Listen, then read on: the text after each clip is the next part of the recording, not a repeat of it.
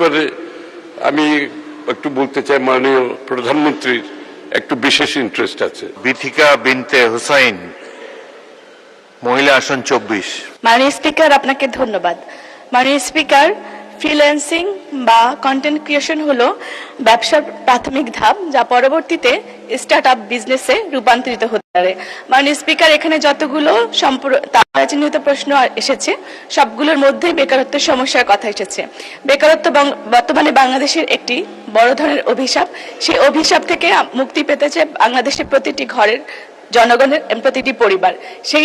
সেই লক্ষ্য থেকে প্রতিটি পরিবারে আমরা দেখি যে প্রত্যেকটা শিশু থেকে শুরু করে, নবাগত শিশু থেকে শুরু করে স্কুল এবং কলেজ লেভেলে প্রত্যেকটা সেশনে কন্টেন্ট ক্রিয়েট করে একটা অর্থ উপার্জনের চেষ্টা তারা করে থাকে এবং নানা ধরনের সেখানে সামাজিক অবক্ষয়েরও আমরা লক্ষণ দেখতে পাই।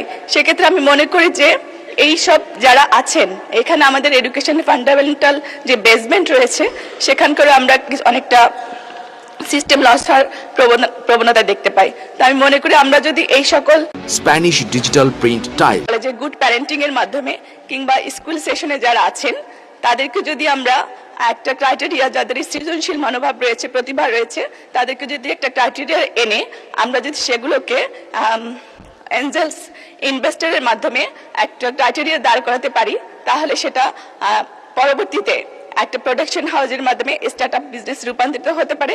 সেক্ষেত্রে জনগণ এবং রাষ্ট্র দুটোই সমানভাবে লাভবান হতে পারে।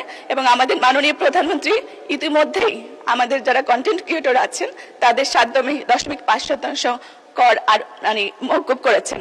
ধন্যবাদ মাননীয় স্পিকার। এবং আমার প্রশ্ন, আমাদের এই ধরনের কোনো পরিকল্পনা রয়েছে কিনা? মাননীয় মন্ত্রী। ধন্যবাদ মাননীয় স্পিকার।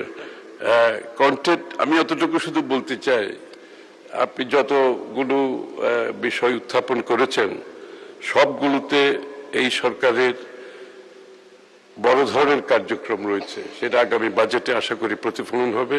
আর কন্টেন্ট ক্রিয়েটারের ব্যাপারে আমি একটু বলতে চাই, মাননীয় প্রধানমন্ত্রীর একটু বিশেষ ইন্টারেস্ট আছে, সুতরাং এটা প্রাধান্য পাবে, সেটা আপনি বুঝতেই পারছেন।